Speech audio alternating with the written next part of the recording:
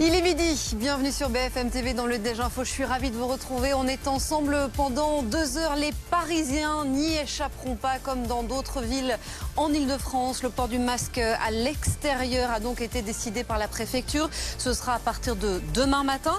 On verra qui est concerné, qui y échappe et surtout si ça a encore un sens sur le plan sanitaire. Nous irons aussi du côté d'Antibes dans la région PACA qui détient l'un des taux d'incidence les plus élevés en France. Là-bas aussi, les évacuations sanitaires ont repris. 2 patients transférés depuis Antibes vers le CHU de Lille.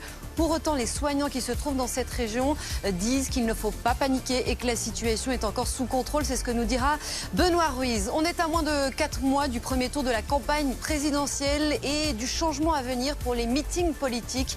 Les organisateurs de ces meetings pourraient demander la présentation d'un pass sanitaire aux participants. C'est la conséquence de l'adoption d'un amendement qui a été adopté hier soir.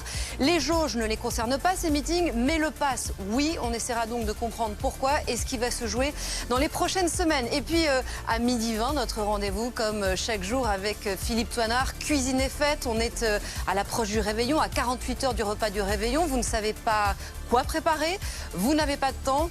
Ne bougez pas, Philippe arrive à la rescousse.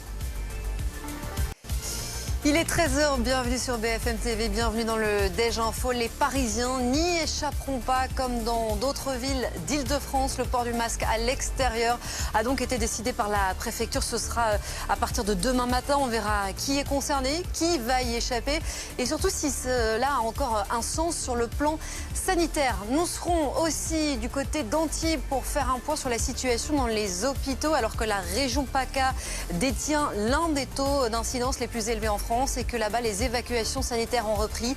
2 patients transférés depuis Antibes. Des passes sanitaires demandés à l'entrée des meetings politiques. L'amendement a été voté hier par les députés en commission alors que ces mêmes meetings ne sont pas concernés par les jauges.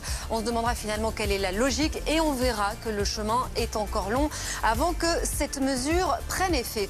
Et puis à 13h20, notre rendez-vous comme chaque jour, Cuisine et Fête avec Philippe Toinard. Avec Philippe aujourd'hui, on va apprendre à cuisiner de la pâte à choux.